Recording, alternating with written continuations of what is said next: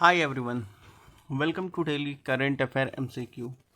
Today is 27th March 2025. Let's start from our first question. Before we start, आप लोग को अगर इसका PDF चाहिए तो टेलीग्राम पे जाइए, उस पर इसका PDF मिल जाएगा और वीडियो अगर अच्छी लगती हो तो प्लीज़ लाइक और सब्सक्राइब कर देना. Now, first question.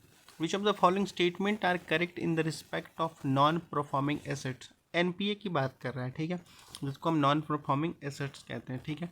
तो उसके रिगार्डिंग कौन सा स्टेटमेंट करेक्ट है, ठीक है. फर्स्ट स्टेटमेंट कहता है an asset is classified as NPA if the borrower fail to repay interest principal for the period of 9 और मोर डेज, ठीक है.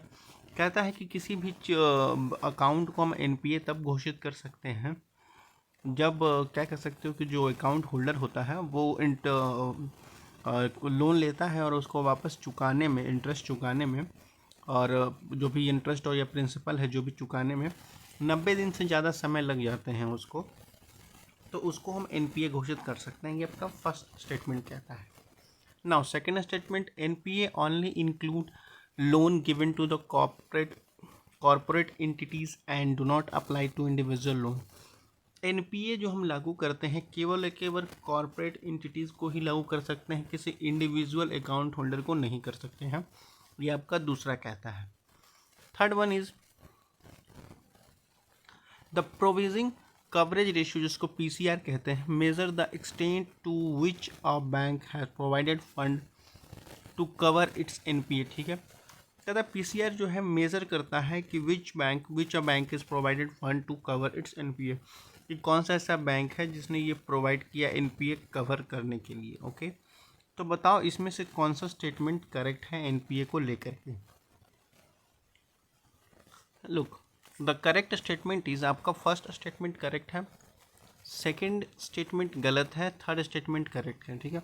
अब कैसे है तो देखो, हमारा बात करता है कि ये जो हमारा एनपीए कह रहा है, फर्स्ट देखो सही है और थर्ड भी सही है, सेकंड गलत है. देखो जो कह रहा है ना कॉर्पोरेट एंटिटीज़ और इंडिविजुअल को, नहीं जी.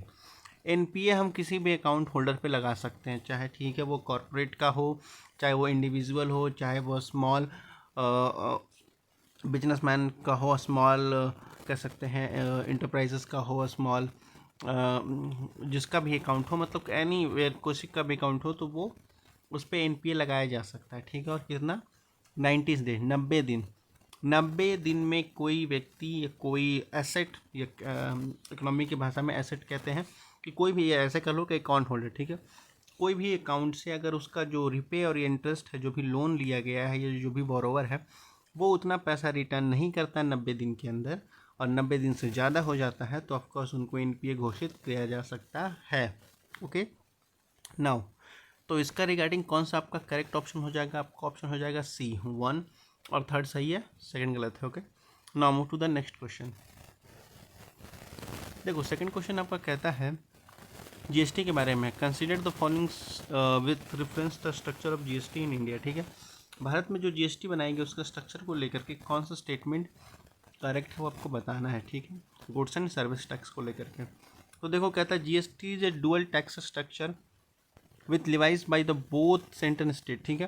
कह रहा है जीएसटी जो है डुअल टैक्स स्ट्रक्चर है जो कि बोथ सेंटर और स्टेट के द्वारा, दोनों के द्वारा लागू किया जाता है, ठीक है.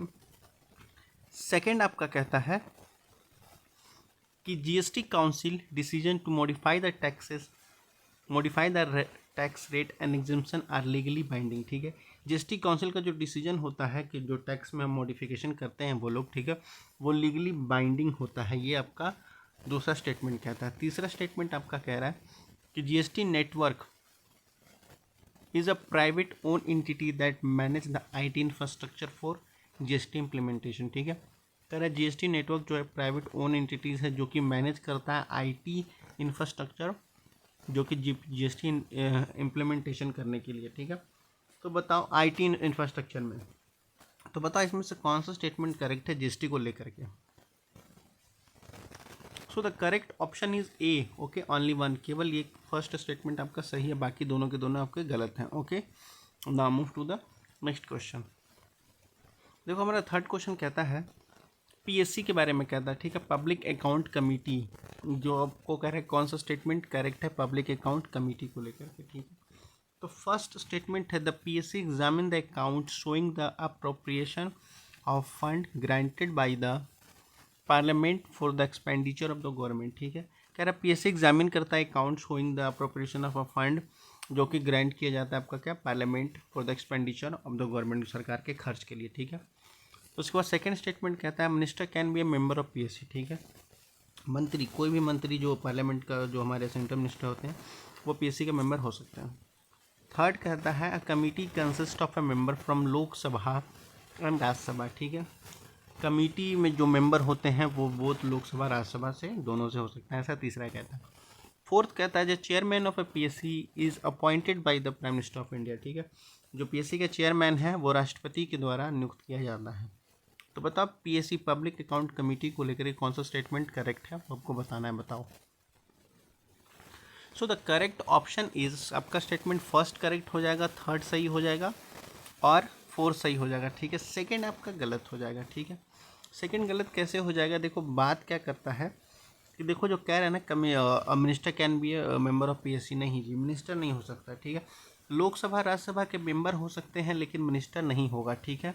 अगर कोई लोकसभा राज्यसभा का जो मेंबर है, सदस्य है, सांसद हैं, वो अगर मंत्री पद पर हैं, किसी मंत्रालय में है, किसी कोई मंत्री के पद पर है, तो वो पीएससी के मेंबर नहीं हो सकते हैं, ठीक है। उनको सिर्फ और सिर्फ लोकसभा राज्यसभा का सांसद होना पड़ेगा। अगर उनके हाथ में कोई मंत्री है तो उनको मंत्रालय है तो उनको नहीं पीएससी के मेंबर बनाया जा सकता है, ओके। तो आपका करेक्ट स्टेटमेंट क्या हो जाएगा, सी हो जाएगा, फर्स्ट, थर्ड, फोर्थ, सेकंड गलत है, ओके। तो so that's all for the today session. अगर कोई क्वेश्चन या कोई क्वेरी हो तो आप लोग कमेंट सेक्शन में पूछ सकते हैं, बाकी पढ़ते लिखते रहिए, धन्यवाद।